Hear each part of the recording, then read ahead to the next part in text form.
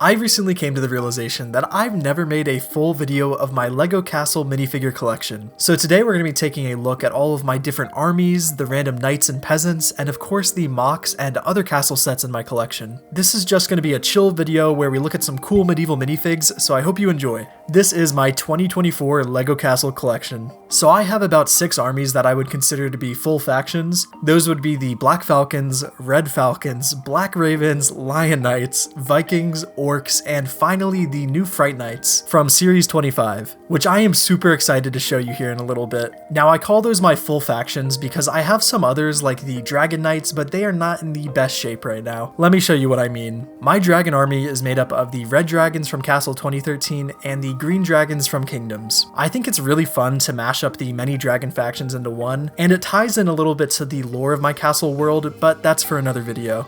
The problem is that I have yoinked all of the black helmets from my Red Dragons to place on the new Fright Nights, and the Pearl Dark Grey helmets from the Green Dragons have been divided up between my Black Ravens and my Black Falcons. I do have about 30 black helmets coming in a standard parts order from Pick-a-Brick, but who knows how long that's going to take to get here. So for now, my Dragon Knights are looking a little underdressed. Another army that I have neglected in the past were the Lion Knights. When the 90th Anniversary Castle came out in 2022, I was blown away by the build, but the Lion Knight minifigures themselves, I wasn't too crazy about. The red, blue, and yellow vintage color scheme just isn't that appealing to me personally, but I have changed my mind on them pretty recently. The queen that came with the set originally had blue arms, but I have swapped them to white to better match the legs. This was something that I did when the set first came out, and I have not looked back since. I think it just looks so much better. The regular Lion Knight minifigures are still not my favorite, but the prints and color scheme have sweetened on me a little bit. I don't know if this is because of the upcoming Medieval Town Square, but I actually quite like them now. They look great with a variety of accessories, and the flat silver armor really does match them well. You'll notice that I've also added in the blue lions from Castle 2013 to the army. They fit in with the new Lion Knights pretty well, and I've got some world building ideas to tie them together in my lore. If I had to have just one of them though, I would definitely go with the blue Lion Knights. The print style and color scheme is just way more visually appealing to me personally. Continuing with the smaller of my armies, let's now take a look at the Orcs, or for the old folks out there, the Trolls. The Series 24 Orc was without a doubt my favorite minifigure of 2023. It is a perfect remake of the fantasy era Trolls. I love that they decided to go with olive green for their skin. It makes them look a little less sickly than the sand green ones from fantasy era, and the prints on them are perfect. The standout though has to be the flexible jaw piece. What a great idea. You can slightly bend it to fit hair pieces on them, and it took what would be a pretty good minifigure and turned it into an all-time great minifigure. The great thing about army building these guys is that you can make so many combinations of parts and mix and match different accessories without it looking weird. The Orcs are primed for experimentation, and I think you can see that in the small army I have of them. Now, do I wish I had more of these guys? Yeah, big time. I'd like to get around 10 more of the CMF and a couple of different olive green heads to add in some more diversity to the faces. The CMF Goblin is a fig that I've been eyeing up for a while, but I am very stingy with my minifigure purchasing budget right now. The leader of my Orcs is made with a Grief Karga minifigure that I've added the Orc parts to. The torso and legs from that fig work so well for really any medieval lord or merchant kind of character. If you have any ideas for ways for me to improve my Orcs, please let me know in the comments, because I am always looking for good ideas and accessories to use in my armies. Now, before we take a look at my 2 largest armies, let me introduce you to my newest one, the Fright Nights.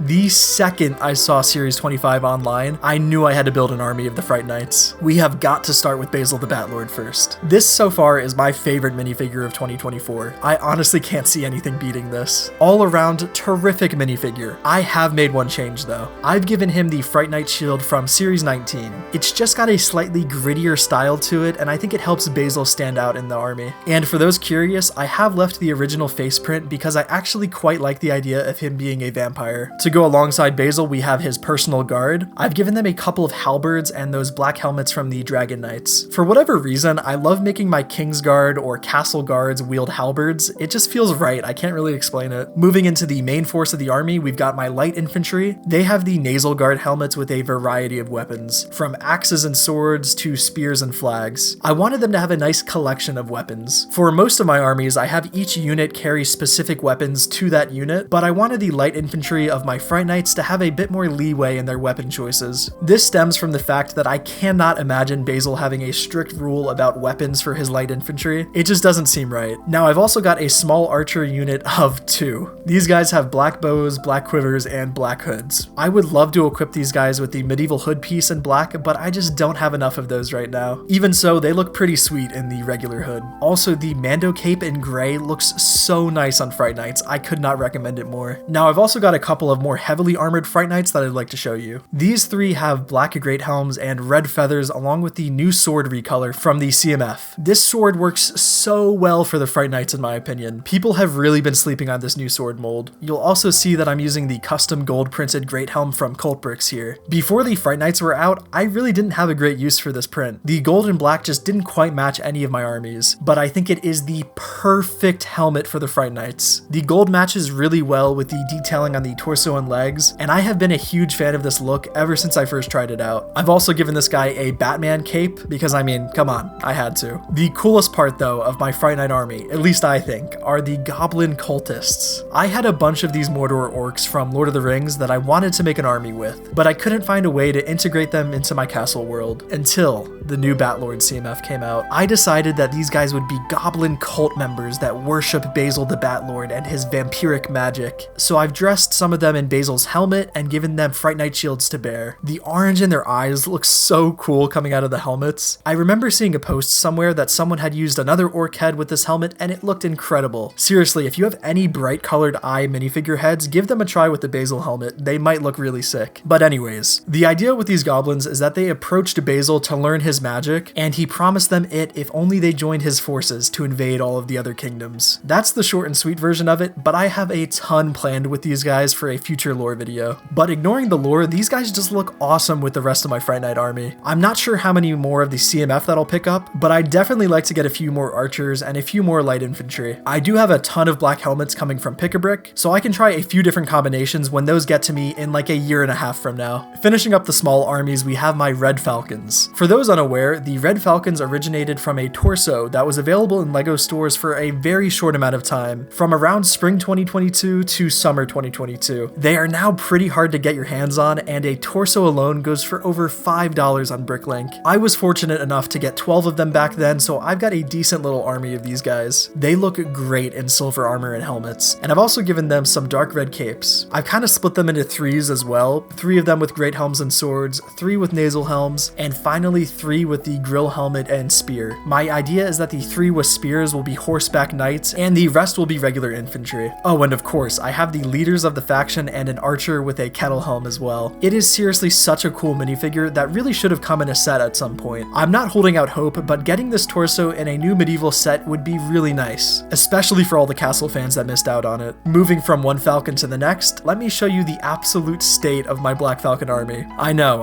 it's really bad. I straight up do not have enough Pearl Dark Grey helmets to share between my Ravens, Falcons, and Dragon armies. I have considered switching my Falcons over to the easier to come by and cheaper black helmets, but I just don't like how they look compared to the Pearl Dark Grey ones. I mean, they look alright in black helmets, but the Pearl ones just look so much more modern and shiny to me. The problem is that the Pearl Dark Grey helmets are miles more expensive than the black ones, and really hard to find on Bricklink in high quantities. It's not all bad though. I do have my unit of 8 Black Falcon Knights and my 2 heavy special knights. That will be the masters of my Black Falcon castle that you'll see a little bit more of later in this video. The Master at Arms here is using the winged dwarf helmet and has a double-bladed axe built in the same style as Basil's. The Lord of the Castle though is one of my favorite minifigs that I have, full stop. It's using some custom printed parts from Cult Bricks and has a black Mando cape as well. He's just a very imposing looking character, and I think that works great for a Black Falcon Lord. I also have a ton of the Falconer CMF bodies and legs that I need to turn into archers and other characters. Soon I'll be placing an order to equip these guys with all black arms. I think it just looks a lot better like on my king here, who has his arms swapped already. I've also given him a black cape and this great dark tan hairpiece that came from a Luke Skywalker minifigure. My Black Falcon Queen is made from a princess minifigure that came in an old fantasy era set. I want to say the drawbridge like attack set. I think it works perfect for a Black Falcon Queen though. The wizard of my Black Falcons has some pretty basic but nice accessories and looks properly evil. So as you can see, my Falcon army has seen better days. I'm trying to find a good store on Bricklink that has Pearl Dark Grey helmets for a decent price in high quantities, but until then, these guys will be in shambles for for the most part. I actually have another 15 bodies and legs coming from Pick-a-Brick, so I'm gonna need even more helmets, which will be fun. Before we look at my Vikings, peasants, and my other random castle minifigures, let's take a look at my Raven Knight army. This is easily my most complete and well thought out army, which is made up of a bunch of different units. You've got knights, spearmen, and heavy infantry. You have my 2 crossbowmen units, the heavy crossbowmen and the light, and then finally you also have my heavy cavalry, which actually has some new parts that I'd like to talk about. In my last army video with these guys, I talked about how I was on the lookout for custom bardings for the ravens. Today, I have some custom cloth ones that I was sent from Blue Dragon Bricks. These are printed on a canvas style material and feel pretty good. They do have a little bit of a tendency to lift up near the bottom of the saddle, but it's not the end of the world. Even with that being said, I'm pretty happy with the graphic design work on them, and the color match is actually really solid. That's something that a lot of custom printers get wrong. For whatever reason, bright light orange is never quite right on custom parts, but this one is much better than the Capes for Minifigs one, for example. They also sent me these flags. Now these flags are what I am really happy with. They're made of what I'm pretty sure is the same material as the bardings, but it looks much better on the flags. The print of the raven is super sharp and the colors are vibrant. We obviously don't have any official flags for the ravens, so I am so glad to have these. He sent me these along with a couple of other parts that you can find in his shop. I'll link it in the description. I'll be making a mock with some of these parts pretty soon, but I don't have that quite ready as of right now, unfortunately. Again, if you're interested, you can find a link to his Etsy in the description. Now let's take a quick look at what I call the main characters of my Raven army. These guys are mostly unchanged since my last army video, but the heavy cav leader now has a custom printed shield from Cult Bricks, and the king's brother has a broadsword from Rivendell.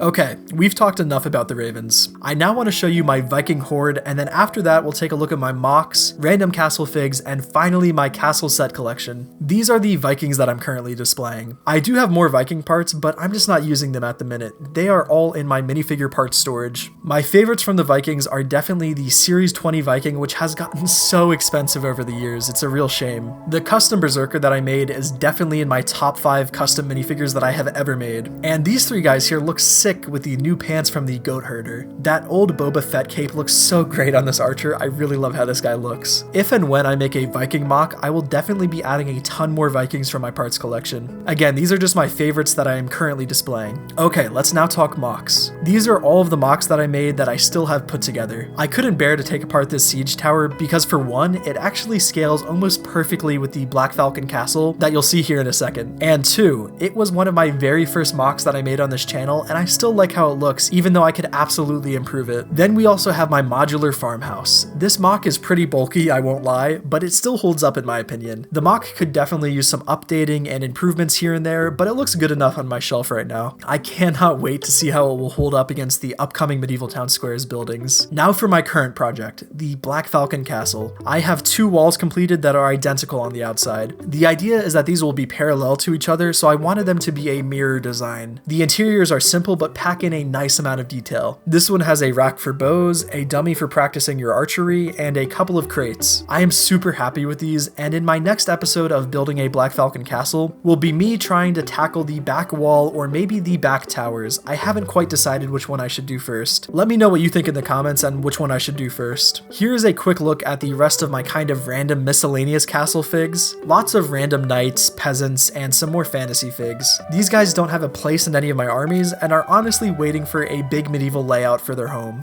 And here is my castle set collection. I've got the Lion Knight's castle here with the Viking village next to it and the sea serpent parked out by the dock. When the Medieval Town Square set comes out in a couple of weeks, it will most likely be taking the place of the Viking village on the shelf. I'll have to find a new spot for the Viking village. Over here I've got a few of my mocks, the 3-in-1 castle, and the Edgewater Keep set from Less DIY. My medieval blacksmith is still covered in snow from that Christmas video I did, so I'm going to need to do a rebuild of that set. Something new is that I actually just bought a couple of weeks ago another medieval blacksmith and a 3-in-1 castle. I bought these mainly for parts. I got a pretty great deal on them because they are very dusty, so I'm gonna have to wash all of those bricks. They are gross. I'm really sorry you had to see that. Moving on from that, I do have quite a few smaller castle sets like the 3 small sets from Castle 2013, but I am not currently displaying them because, to be honest with you, they don't look great next to all of the other sets that I have on my shelf. They're small and the displayability of them is kinda bad. I I do also have the Mill Village Raid and the Green Dragon set, but I don't have them pieced together as of right now. I am planning on it though. Those sets are incredible and it'd be a shame for me not to display them. I also have a good amount of the Lord of the Rings and Hobbit sets, but this video is already long enough. If you'd like to see my Lord of the Rings stuff, or really any Lord of the Rings videos in general, please let me know in the comments below. And that's gonna do it for me. If you enjoyed this video, please click on one of the others on screen now. Thank you for watching.